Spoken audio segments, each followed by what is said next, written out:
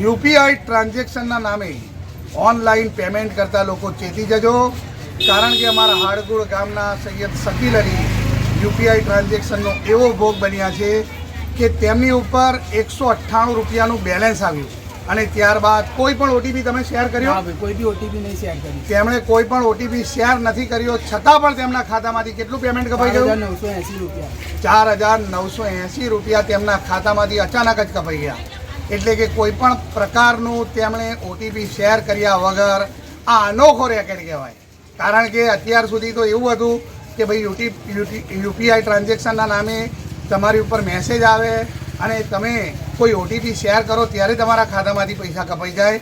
પરંતુ અહીં તો અનોખું સ્કેમ રેકેટ જોવા મળ્યું કે જેની અંદર 198 રૂપિયાનો રિચાર્જ આવ્યો તેમના ખાતામાં અને ત્યારબાદ કેટલા સમયમાં તમારા ખાતામાંથી 4998 કપાઈ ગયા? 10-15 મિનિટમાં રિચાર્જ કર્યા પછી. રિચાર્જ કર્યા પછી એટલે તમે રિચાર્જ કર્યું?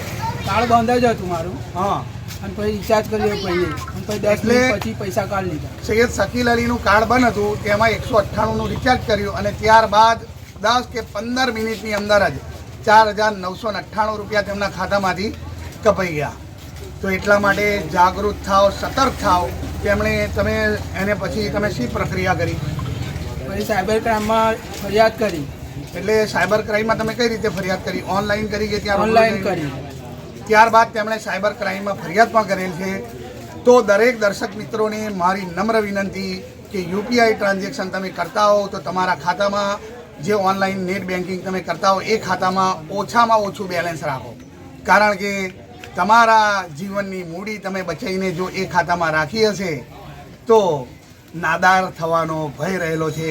અને એટલા માટે જ કહું છું, સાવધાન રહો, સતર્ક રહો. અને બીજું પણ એક ઉદાહરણ આપું કે તમે જે ખાતામાં વધારે પૈસા રાખતા હો તો તેના અંદર કોઈ પણ પ્રકારનું નેટ બેન્કિંગ ના કરતા. એટલા માટે હું કહું છું, સાવધાન રહો, સતર્ક રહો અને આવી રીતે કોઈ પણ સાયબર ક્રાઇમનો ભોગ ના બનો.